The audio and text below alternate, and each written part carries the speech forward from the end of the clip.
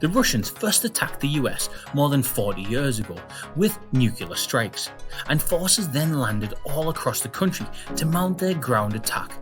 A small band of rebels, the Wolverines, were able to stand their ground and disrupt their attack.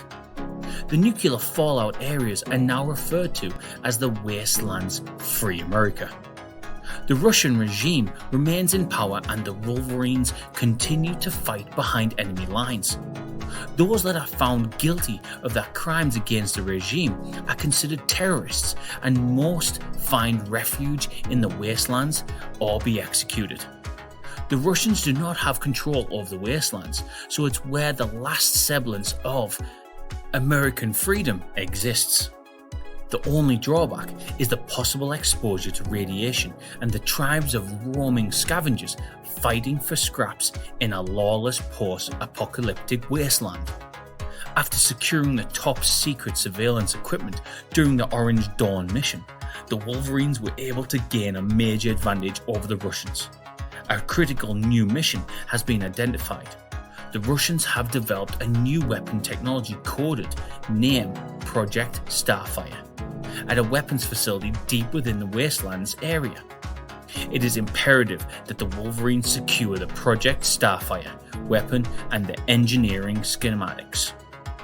Master Blaster, the Wastelands warlord, actually ransacked the weapons facility. Some of the engineers were able to escape with weapons components.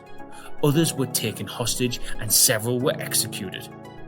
The surveillance technology has been used to track the beacons on the weapons components and to identify the locations of the Russian engineers scattered amongst the Wastelanders' outposts. For the mission, the smugglers will need to disguise themselves and their vehicles to blend in with the wastelands and must make their way to each outpost to find the Russians' weapon engineers and retrieve the components necessary to construct the Project Starfire weapon.